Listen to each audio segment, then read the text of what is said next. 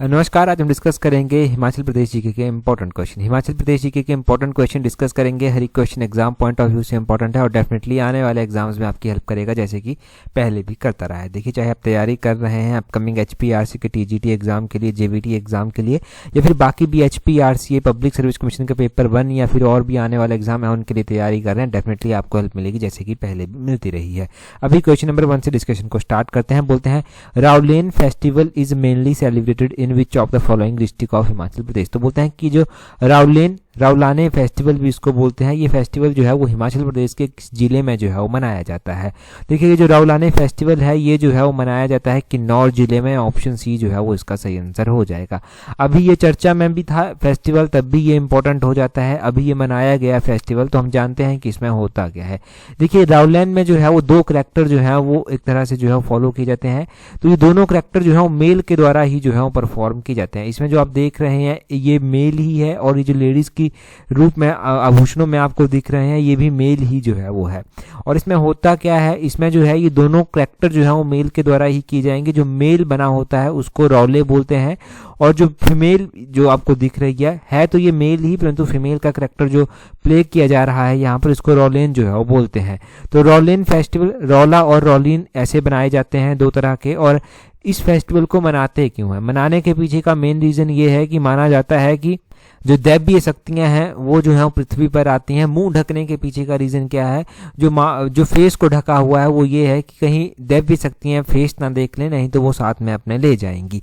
कुछ इस तरह से जो है वो यहाँ पर परंपराएं प्रचलित हैं। कल्पा में मुख्य रूप से जो है वो मंदिर है जहाँ पर ये फेस्टिवल जो है वो मनाया जाता है। अगर हम किन्नौर में ही फेयर फेस्टिवल्स की बात करते हैं तो किन्नौर में बहुत सारे फेयर फेस्टिवल मनाए जाते हैं, परंतु फिलहाल अगर हम रौलाने फेस्टिवल की बात करते हैं तो इसी फेस्टिवल के दौरान यहाँ पर आप देखेंगे कि डांस भी जो है परफॉर्म किया जाता है। ये जो डांस यहाँ पर परफॉर्म किया जाता है वो कौन सा डांस जो है वो परफॉर्म किया जाता है? इस टाइम जो है वो यहाँ पर जो है वो कयांग डांस हो गया, बाख्यांग डांस हो गया, ये डांस जो है वो परफॉर्म किए जाते हैं। और ये भी ध्यान रखना है कि ये कयांग बाख्यांग डांस जो है वो किन्नौर के ही फेमस डांसेस हैं, और ये इस दौरान जो है परफॉर्म भी किए जाते हैं। तो ये सब आप यहाँ से जो है वो ध्यान रखेंगे। लगभग ये फेस्टिवल माना जाता है कि 5000 साल पुराना जो है वो फेस्टिवल है। जब से ये गांव भी नहीं बसे थे उससे पहले का भी जो है वो फेस्टिवल ये माना जाता है। इसकी प्रॉपर हिस्ट्री भी नहीं पता कि क्या प्रॉपर हिस्ट्री है, इतना पुराना जो है ये फेस्टिवल यहाँ पर माना जाता है। अगला क्वेश्चन देखिए क्या बोलते हैं। अगले क्वेश्चन में बोलते हैं which of the following has played no role in patronising the art of painting in Himachal Pradesh. तो बोलते हैं कि निम्नलिखित में से किसने हिमाचल प्रदेश में जो है वो कला को संरक्षण करने के लिए कोई भी भूमिका जो है वो नहीं निभाई थी। बोलते हैं अगर हम हिमाचल प्रदेश में बात करते हैं तो हिमाचल प्रदेश में जो चित्रकला है हिमाचल प्रदेश की, उसके संरक्षण में जो है वो राजा चतर सिंह जो थे, ये चंबा के राजा थे, इनके द्वारा भूमिका निभाई गई थी। राजा कृपाल पाल के द्वारा भी निभाई गई थी भूमिका। और चंदेल ऑफ बुंदेलखंड, जो चंदेलखंड थे उनके जो डिसेंडेंट थे, पूर्वज थे, उनके द्वारा भी भूमिका निभाई गई थी। परंतु मास्टर आर्टिस्ट ऑफ उज्जैन के जो आर्टिस्ट थे, उज्जैन के जो कलाकार थे, उनके द्वारा कोई भी भूमिका जो है वो नहीं निभाई गई है हिमाचल प्रदेश की जो आर्ट है, चित्रकला है, उसके संरक्षण में। तो ऑप्शन डी जो है वो इस क्वेश्चन का सही आंसर जो है वो हो जाएगा। अब हिमाचल प्रदेश में आर्ट को लेकर भी जो है वो क्वेश्चन जो है वो बनते हैं। हिमाचल प्रदेश में पेंटिंग की अगर हम बात करते हैं तो कांगड़ा पेंटिंग का नाम जो है वो सबसे पहले आता है। कांगड़ा पेंटिंग जो है वो नेशनल लेवल पर, इंटरनेशनल लेवल पर जो है वो जानी जाती है। कांगड़ा पेंटिंग की जो थीम्स रहती हैं वो लव बेस्ड थीम जो है वो रहती हैं। जैसे भगवान श्री कृष्ण की यहाँ पर जो है वो रासलीलाएं जो है वो दिखाई गई हैं। अगर हम पेंटिंग की बात करते हैं तो राजा संसार चंद हुआ करते थे, जिनके कार्यकाल के दौरान ये पेंटिंग काफ़ी फली फूली थी कांगड़ा में। अगर हम इसकी रूट्स की बात करते हैं तो गुलेर के साथ जो है वो इसको जोड़ा जाता है, गुलेर पेंटिंग के साथ जो है वो इसको जोड़ा जाता है। उसी तरह अगर हम बात करते हैं बाकी जो स्कूल ऑफ पेंटिंग हमें देखने को मिलते हैं, जैसे कि कौन कौन से स्कूल ऑफ पेंटिंग हमें देखने को मिलेंगे, हमें गुलेर स्कूल ऑफ पेंटिंग देखने को मिल जाएगा। गुलेर की अगर हम बात करते हैं तो कांगड़ा शैली के जन्मदाता गुलेर को ही जो है वो माना जाता है कि गुलेर से ही कांगड़ा शैली का जो था वो जन्म हुआ था। गोवर्धन एक राजा हुआ करते थे, उनके टाइम की बात जो है वो कही जाती है। चंबा में अगर हम बात करते हैं तो चंबा में भी जो है वो, चंबा में जो पेंटिंग थी मुख्य रूप से वो राजा उदय सिंह एक हुआ करते थे। उदय सिंह के कार्यकाल के दौरान जो है वो पेंटिंग जो है, चंबा पेंटिंग जो है मुख्य रूप से फली फूली थी। चतर सिंह का भी योगदान जो था वो पेंटिंग में थोड़ा सा जो है वो रहा था। अगर हम यहाँ पर बात करते हैं कृपाल की, तो कृपाल ये कहाँ के राजा जो था वो हुआ करते थे? कृपाल जो है वो कहाँ के राजा हुआ करते थे? बसोली स्कूल ऑफ पेंटिंग जो आती है, बसोली स्कूल ऑफ पेंटिंग, उसको संरक्षण दिया गया था राजा कृपाल के द्वारा। ठीक है जी। तो ये सब आप पेंटिंग्स के बारे में जो है वो ध्यान रखिए, पेंटिंग्स हमारे पास काफ़ी इंपॉर्टेंट है हिमाचल प्रदेश में।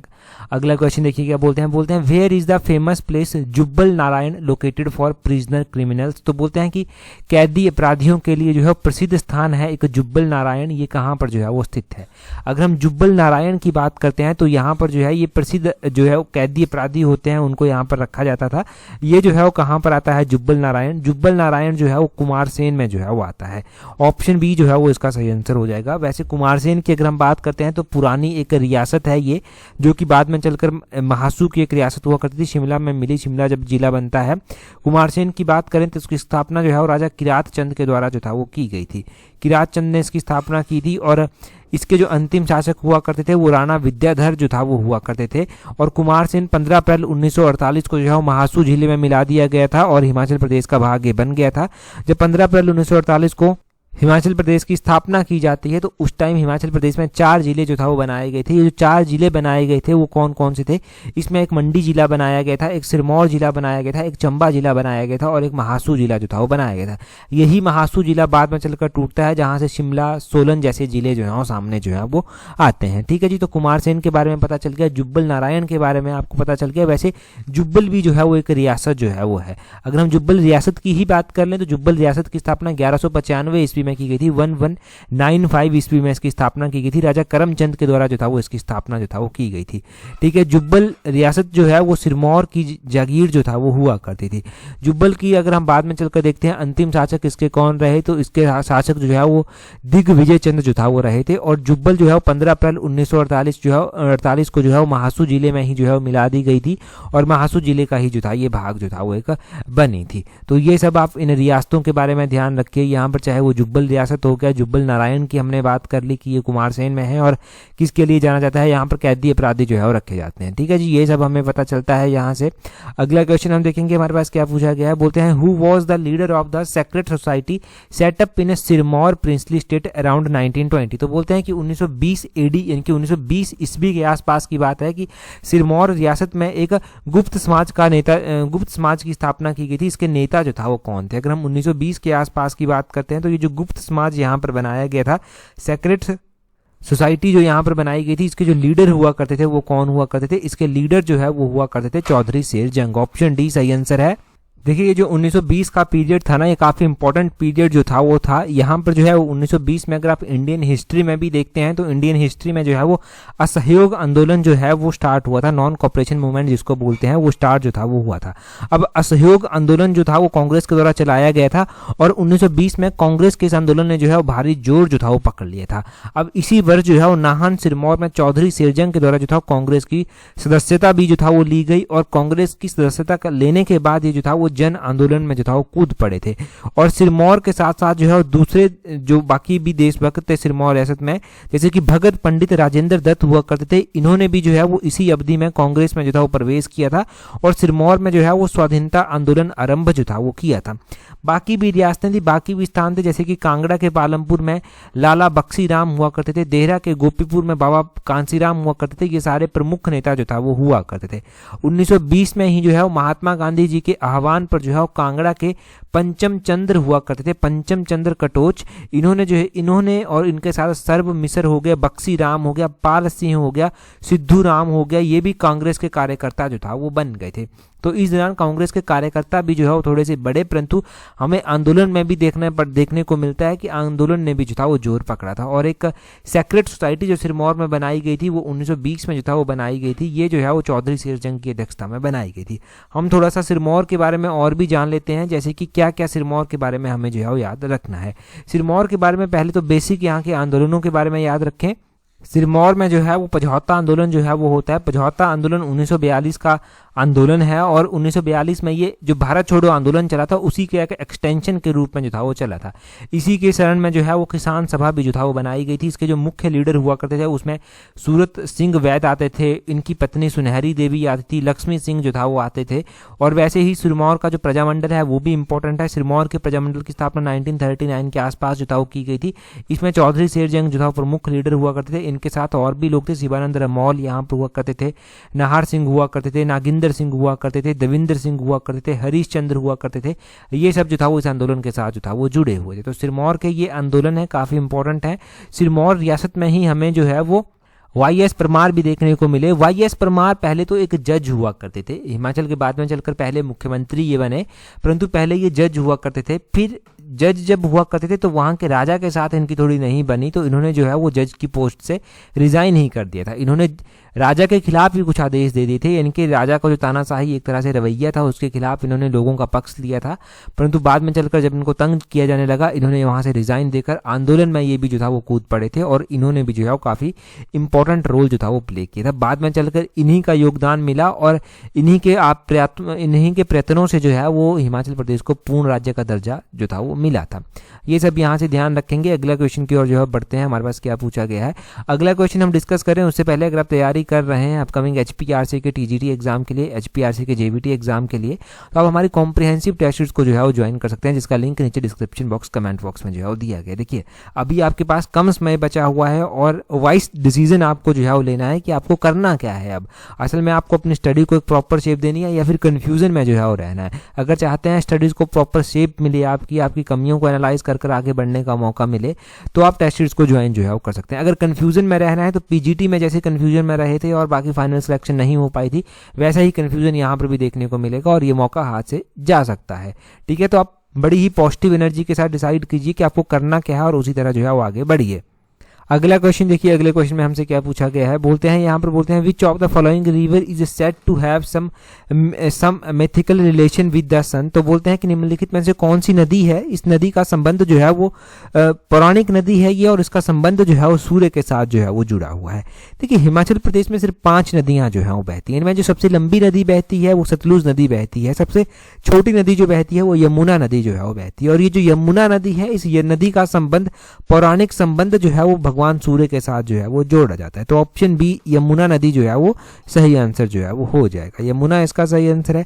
हम थोड़ा सा यमुना नदी के बारे में पहले जान लेते हैं, फिर आगे बढ़ेंगे। देखिए ये जो यमुना नदी है, इस नदी का वैदिक नाम जो आता है वो कालिंदी जो है वो इसका वैदिक नाम जो है वो आता है।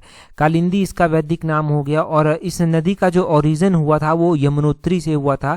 गढ़वाल हिल्स ऑफ उत्तराखंड में ये आती हैं। इसकी जो ट्राइब्यूटरीज हैं उसमें टॉन्स, पब्बर, गिरी, आंध्रा, बाटा, जलाल, असनी, पत्सरी, मारकंडा हम पढ़ते हैं। ये मुख्य रूप से हम पढ़ते हैं कि ये इसकी ट्राइब्यूटरीज आती हैं, परंतु जो बड़ी ही मेन ट्राइब्यूटरीज उसकी आती है ना, उसमें टॉन्स इसकी मुख्य सहायक नदी आ जाती है।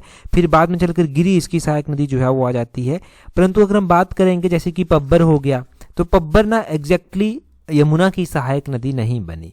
पब्बर जो है वो जाकर पहले टॉन्स में जाकर जो है वो मिलेगी, फिर उसके बाद जो है वो इसकी सहायक नदी जो है वो बनती है, टॉन्स यमुना की सहायक नदी बनती है। वैसे ही गिरी की अगर हम बात करते हैं तो गिरी की, जैसे कि जलाल हम पढ़ रहे हैं, जलाल गिरी की सहायक नदी, और गिरी आगे चलकर यमुना में जो है वो मिलती है। वैसे ही एक बार एग्जाम में क्वेश्चन ये भी पूछा गया था कि सिरमौर में जो है वो एक नदी बहती है, मारकंडा नदी। मारकंडा नदी सिरमौर में बहती, तो पूछा गया था कि कहाँ पर ये नदी जो है वो बहती है, तो ये सिरमौर में जो है वो बहती है। ये बेसिकली क्वेश्चन पूछा गया था। शॉर्टेस्ट रिवर हिमाचल प्रदेश की यमुना नदी है। ये हिमाचल प्रदेश में खादर मांझी नामक स्थान पर जो है वो एंटर करती है, सिरमौर डिस्ट्रिक्ट में। ईस्टर्न मोस्टर्न रिवर ये मानी जाती है, ईस्टर्न मोस्ट रिवर हिमाचल की है। पत्सरी रिवर जो है वो राइजेस फ्रॉम खड़ा पत्थर। ये खड़ा पत्थर से पत्सरी नदी एक बनती है। ये पत्सरी जो है वो खड़ा पत्थर से जो है वो निकलती है। वैसे ही जो है वो ये जो यमुना नदी है ये लीव्स हिमाचल प्रदेश एट ताजेबाला। ताजेबाला की समीप हिमाचल को छोड़ती है और हरियाणा में प्रवेश कर जाती है। Tons river form a natural boundary between Himachal Pradesh and Uttarakhand. Tons नदी हिमाचल और उत्तराखंड के बीच में नेचुरल एक बाउंड्री बनाती है। टॉन्स यमुना को कलसी नामक स्थान पर जो है ज्वाइन करती है। बाटा नदी जो निकलती है वो धराती नामक स्थान से जो है वो निकलती है। कियारदादुन वैली जो है वो गिरी और बाटा नदियों के द्वारा जो है वो ड्रेन की जाती है। और 11 अगस्त 1947 में जो है वो चिड़गांव विलेज एक आता है शिमला का, यहाँ पर जो है बाढ़ आई थी। इस बाढ़ ने जो है वो काफ़ी नुकसान जो है वो पहुंचाया था। तो चिड़गांव विलेज में ये जो बाढ़ आई थी ना, ये आंध्रा नदी में जो था वो आई थी। ठीक है, आंध्रा नदी में बाढ़ कब आई थी? ये 1997 में आई थी, जिसमें जो है वो चिड़गांव गांव जो था वो बह गया था। तो ये सब हम याद रखेंगे। अगले क्वेश्चन की ओर जो है वो चलते हैं। अगले क्वेश्चन में क्या पूछा गया है? अगले क्वेश्चन में हमें क्या बोलते हैं? अगला क्वेश्चन देखिए, बोलते हैं यहाँ पर बोलते हैं which constitutional amendment amended the Himachal Pradesh legislative assembly in 1963। तो बोलते हैं कि हिमाचल प्रदेश विधानसभा का 1963 में गठन हुआ था। बोलते हैं किस संवैधानिक संशोधन से इसका गठन जो था वो हुआ था। बेसिकली क्वेश्चन समझिए, जो हिमाचल प्रदेश विधानसभा है वो बनाई गई थी। ये हिमाचल प्रदेश विधानसभा जो है वो बोलते हैं बनाई गई थी 1963 में। बोलते हैं किस कॉन्स्टिट्यूशनल अमेंडमेंट से जो है वो इसका गठन हुआ था। आप बोलेंगे कि हिमाचल प्रदेश तो पहले भी विधानसभा यहाँ पर हुआ करती थी। मैं पूरी बात बताता हूँ। जब हिमाचल प्रदेश बना ना 1948 में, उसके बाद पहली बार जो इलेक्शन होते हैं वो 1952 में इलेक्शन होते हैं। वाईएस परमार जो है वो मुख्यमंत्री पहले बने थे। 1952 से लेकर 1956 तक ये मुख्यमंत्री जो है वो बने रहते हैं। अब 1956 के बाद क्या होता है, 1956 में हिमाचल को बना दिया जाता है केंद्र शासित प्रदेश, और केंद्र शासित प्रदेश बन गया तो यहाँ पर जो है वो लेजिस्लेटिव असेंबली फिर नहीं रही। परंतु उसके बाद फिर से आप देखते हैं कि 1963 में जो है वो इलेक्शन होते हैं, लेजिस्लेटिव असेंबली जो है वो यहाँ पर बन जाती है, और 1963 में दूसरी बार वाईएस परमार जो है वो मुख्यमंत्री बनते हैं, और 1963 से लेकर 1967 तक के मुख्यमंत्री जो है वो रहे। अब बोलते हैं हिमाचल प्रदेश विधानसभा का गठन 1963 में हुआ था। तो ये 14वीं एक कॉन्स्टिट्यूशनल अमेंडमेंट थी, 14th कॉन्स्टिट्यूशनल अमेंडमेंट थी, जिसके माध्यम से इसका गठन जो था वो हुआ था। ऑप्शन ए जो है वो इस क्वेश्चन का जो है वो सही आंसर हो जाएगा। ये 14th कॉन्स्टिट्यूशनल अमेंडमेंट थी। कौन सी 14th कॉन्स्टिट्यूशनल अमेंडमेंट थी, जिसके तहत हिमाचल प्रदेश का गठन जो है वो किया गया। और हिमाचल प्रदेश जब गठित हो गया तो उसके बाद जो है वो यहाँ पर फिर से इलेक्शन हुए। 1963 से 67 तक मुख्यमंत्री रहे वाईएस परमार। उसके बाद फिर से 1967 में इलेक्शन होते हैं, फिर से वाईएस परमार मुख्यमंत्री बने, 1972 तक रहे। 1972 में फिर से इलेक्शन हुए, फिर से वाईएस परमार मुख्यमंत्री बने और 1977 तक रहे, और 1977 में इन्होंने रिजाइन कर दिया तो रामलाल ठाकुर को जो है वो मुख्यमंत्री जो है वो बनाया गया। तो रामलाल उस टाइम मुख्यमंत्री जो था वो बने थे। ठीक है, ये आपने पूरा का पूरा सिनेरियो जो है वो ध्यान रखना है। अगला क्वेश्चन देखिए, बोलते हैं Indu Goswami is member of which of the following house. तो बोलते हैं कि इंदु गोस्वामी हिमाचल प्रदेश से संबंध रखती हैं, और ये बोलते हैं कि इस हाउस की जो है वो सदस्य हैं। अगर हम बात करते हैं इंदु गोस्वामी की, तो इंदु गोस्वामी जो है वो राज्यसभा की जो है वो सदस्य हैं। राज्यसभा की सदस्य हैं हिमाचल प्रदेश से। ऑप्शन सी जो है वो सही आंसर इसका हो जाएगा। अब इंदु गोस्वामी जो है ना, इनका कार्यकाल 2020 में स्टार्ट हुआ था, 2026 में इनका कार्यकाल जो है वो समाप्त हो जाएगा। हिमाचल प्रदेश में राज्यसभा के 3 सदस्य जो हैं वो हैं, 3 सदस्य, इनके 3 ही सीट हिमाचल प्रदेश में राज्यसभा की हैं। एक सदस्य हैं हर्ष महाजन, एक सदस्य हैं सिकंदर कुमार, और एक हैं इंदु गोस्वामी। अब देखिए, ये जो हर्ष महाजन है, सिकंदर कुमार हैं, इंदु गोस्वामी हैं, ये तीनों के तीनों जो हैं वो बीजेपी के ही सदस्य हैं। अगर हम वैसे ही बात करते हैं राज्यसभा के बारे में, तो हिमाचल प्रदेश की सबसे पहली अगर हम बात करते हैं कि महिला राज्यसभा की सदस्य जो है वो कौन रही थी, और हिमाचल प्रदेश में पहले राज्यसभा के सदस्य जो था वो कौन बने थे। देखिए, हिमाचल प्रदेश का राज्यसभा में प्रतिनिधित्व करने वाले जो पहले व्यक्ति बने थे वो चिरंजी लाल वर्मा बने थे 1952 में। अगर हम महिला की बात करते हैं तो लीला देवी हिमाचल प्रदेश की जो है वो पहली महिला राज्यसभा सदस्य जो था वो बनी थी। तो लीला देवी पहली महिला राज्यसभा सदस्य बनी थी। और चिरंजी लाल वर्मा की बात करते हैं तो ये राज्यसभा में हिमाचल का प्रतिनिधित्व करने वाले पहले सदस्य जो था वो बने थे। तो इतना आपको याद रहेगा। अब हम यहाँ से जब सदस्यों की बात कर ही रहे हैं तो लोकसभा के सदस्यों की बात भी जो है वो कर लेते हैं। लोकसभा की जो है 4 सीट्स जो है वो हिमाचल प्रदेश में जो है वो आती हैं। अब ये 4 सीट कौन कौन सी आती हैं, एक जो है वो शिमला आती है, एक मंडी आती है, एक जो है वो हमीरपुर आती है, और एक कांगड़ा आती है। अगर हम कांगड़ा से बात करते हैं तो कांगड़ा से जो है भारतीय जनता पार्टी के राजीव भारद्वाज है, मंडी से कंगना रनौत है भारतीय जनता पार्टी की, हमीरपुर से अनुराग ठाकुर है भारतीय जनता पार्टी के, और शिमला से जो है सुरेश कुमार कश्यप है भारतीय जनता पार्टी के। तो चारों की चारों सीटें यहाँ पर भी जो है भारतीय जनता पार्टी के पास ही है। हमारे पास पार्लियामेंट में टोटल 7 सदस्य जानते हैं, 7 के 7 सदस्य राज्यसभा से भी लोकसभा से भी बीजेपी के ही जो है वो है। इतना सब यहाँ से हमें पता चल गया। आगे बोलते हैं कंसीडर द फॉलोइंग पेयर। बोलते हैं यहाँ पर कुछ पेयर दिए गए हैं हमारे पास, जैसे कि वेरी डेंस फॉरेस्ट का एरिया दिया गया है, मॉडरेटली डेंस फॉरेस्ट का एरिया दिया गया है, और ओपन फॉरेस्ट का एरिया दिया गया है। बोलते हैं which of the following above pair is correctly match. इनमें से कौन सा पेयर करेक्टली मैच जो है वो किया गया है। वेरी डेंस फॉरेस्ट का एरिया दिया गया है 3118 स्क्वायर किलोमीटर जो है वो वेरी डेंस फॉरेस्ट का एरिया जो है वो यहाँ पर दिया गया है। मॉडरेटली डेंस फॉरेस्ट दिए गए हैं, इनका एरिया 7280 स्क्वायर किलोमीटर जो है वो दिया गया है। और ओपन फॉरेस्ट दिए गए हैं, ओपन फॉरेस्ट का एरिया 5080 स्क्वायर किलोमीटर, यानी कि 5080 स्क्वायर किलोमीटर जो है ओपन फॉरेस्ट का जो है वो एरिया आता है। हम बात करते हैं पहले ही ऑप्शन से very dense forest. Very dense forest का एरिया 3118 स्क्वायर किलोमीटर ही है हिमाचल प्रदेश में, ये बिल्कुल सही यहाँ पर दिया गया है। मॉडरेटली डेंस फॉरेस्ट की बात करते हैं तो ये 7280 स्क्वायर किलोमीटर ही है, ये भी बिल्कुल सही दिया गया है।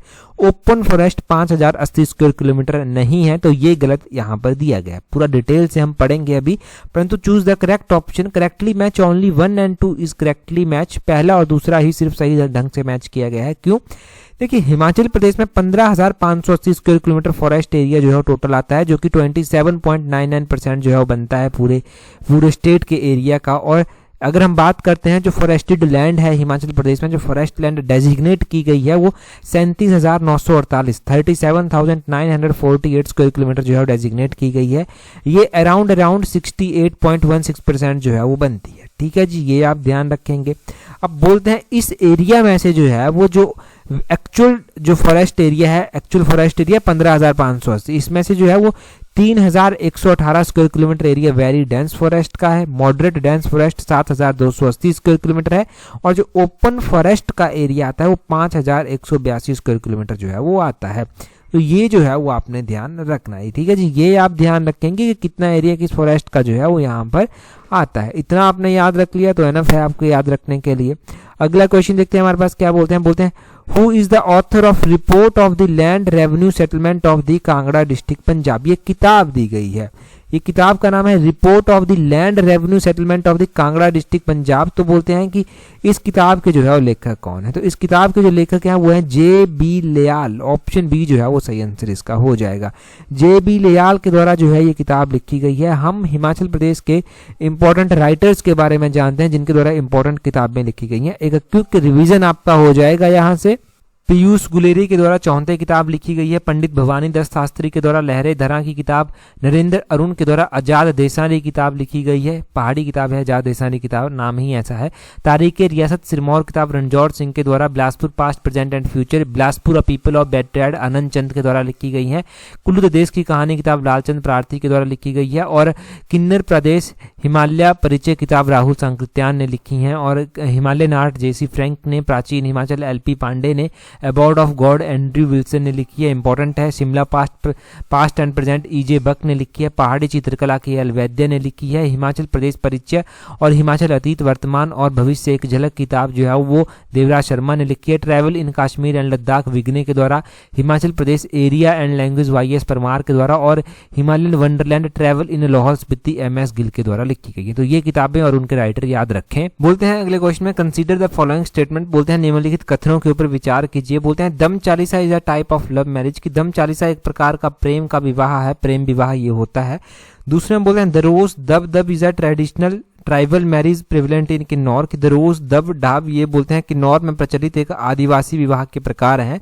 और तीसरे में बोलते हैं in Kinnaur region widow remarriage is called Barar Phuk, की कांगड़ा के क्षेत्र में जो है इन कांगड़ा रीजन बोलते हैं कांगड़ा के क्षेत्र में विधवा पुनर्विवाह को बरार फूक जो है बोला जाता है। पहली स्टेटमेंट से हम एनालाइज करते हैं। बोलते हैं जो दम चालीसा है ये लव मैरिज का टाइप होता है, बिल्कुल सही बात है, ये लव मैरिज का टाइप होता है। और कहाँ पर प्रचलित है ये जो है वो किन्नौर में प्रचलित है। तो ये किन्नौर में जो है वो लव मैरिज का टाइप जो है वो प्रचलित है, दम चालीसा, ये आपने ध्यान रखना है। ठीक है जी। और दूसरे में बोलते हैं Daros Dab Dab is a tribal marriage prevalent in Kinnaur, ये जो दरोस हो गया दब दब हो गया, इसी तरह जो है वो किन्नौर में जो है ये मैरिज का टाइप होता है, बिल्कुल सही बात है। किन्नौर में जो है वो और भी ऐसे मैरिज के टाइप हैं, जैसे कि न्यामसा लैमो हो गया, आशीष हो गया, हुचिज हो गया, ये सारे मैरिज के टाइप हैं यहाँ पर। और ये जो है वो मैरिज बाय फोर्स हैं, फोर्सफुली की जाने वाली शादियां यहाँ पर जो है वो हैं। अगले में बोलते हैं in Kangra region widow remarriage is called Barar Phuk, की कांगड़ा में विडो मैरिज को जो है बरार फूक जो है वो बोलते हैं। देखिए बरार फूक जो है वो एक मैरिज का टाइप है और ये कांगड़ा में ही प्रचलित है, परंतु विडो रीमैरिज ये नहीं है, तो ये स्टेटमेंट गलत हो जाएगी। तो यहाँ पर बोला गया है choose the correct option, only 1 and 2 is correct. तीसरी हमारे पास करेक्ट नहीं है, क्योंकि ये जो बराड़ फूक आता है ये जो है वो क्या होता है, इसमें लड़का लड़की भागकर शादी कर लेते हैं और उनकी आपसी में जो है वो without the consent of parents, उनके पेरेंट्स की कंसेंट नहीं होती, एक दूसरे से प्यार करते हैं और भागकर जो है वो कॉमनली शादी कर ली जाती है। तो इसको जिंड फूक बराड़ फूक जो है वो बोला जाता है। ठीक है, ये गद्दीज के बीच में जो है प्रचलित है। तो गद्दीज कांगड़ा और चंबा में जो है वो मुख्य रूप से पाए जाते हैं, जहां पर ये मैरिज का टाइप जो है वो प्रचलित है। तो इतना आप यहाँ से ध्यान रखेंगे। अगला क्वेश्चन देखिए क्या बोलते हैं Yulla Kanda lake is situated in which of the following district of Himachal Pradesh. तो बोलते हैं यूला कांडा झील हिमाचल प्रदेश के किस जिले में जो है वो स्थित है। देखिए यूला कांडा लेक की अगर हम बात करते हैं तो यूला कांडा लेक कहाँ पर आती है ये आप कमेंट कर जो है बताएंगे। इससे पिछली वीडियो में हम डिटेल से पढ़ चुके हैं, तो जल्दी से कमेंट कर बताइए। अगर टेलीग्राम पर आपने हमें ज्वाइन नहीं किया है तो टेलीग्राम पर ज्वाइन करने के लिए अपने टेलीग्राम से @allexam31 सर्च करना, आपको हमारा टेलीग्राम चैनल मिल जाएगा। आज की इस वीडियो में इतना ही है। That's all for today. Thank you very much for watching and listening it very patiently.